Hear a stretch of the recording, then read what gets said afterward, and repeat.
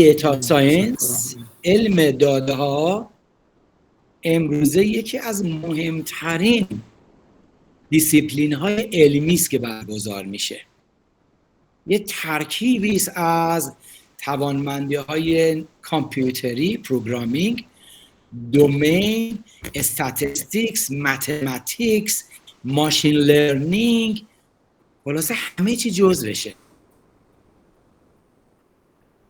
کسی که متخصص میشه تو دیتا، آنالیز دیتا، بهش میگن دیتا ساینتیست. امروزه یکی از بهترین شغل هاست و پردرآمدترین شغل ها که در تمام شاخه های بازرگانی، پزشکی، چه میدونم مربوط به جامعه، کنترل بیماری میتونن کمک کنن این دیتا ساینتیست ها.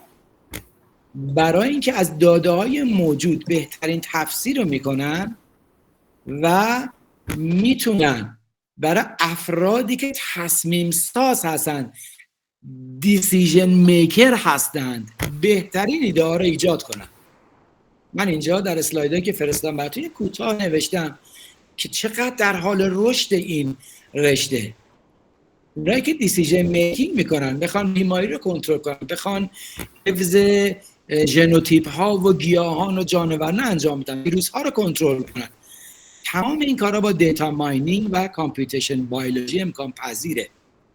تو این صفحه من براتون به طور مختصر گذاشتم کارهایی که بسیاری جزو کارهای خود ما هستش، مثل دیتا ماینینگ، کلاسترینگ، کلاسیفیکیشن، دیتا مدلینگ، دیتا سامرایزیشن و بقیه کارا.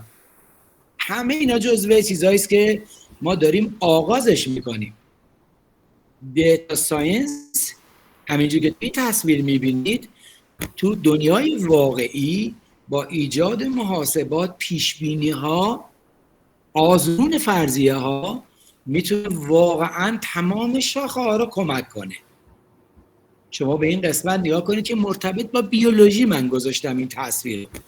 هم زیست شناسی محاسباتی رو در بر میگیره، سیستم بیولوژی، بایو اینفورماتیکس، بایو استاتستیکس، جینومیکس، همینجور بگیر جلو تا پروتومیکس، همه اینا تو جزء دیتا ساینس و دیتا ماینینگ قرار میگیرن. این کارهایی که انجام میدیم میتونه از سطح سلولی، بافت، اندام ها شروع شه بچه‌ها تا جمعیت ها و اکوسیستم باشه.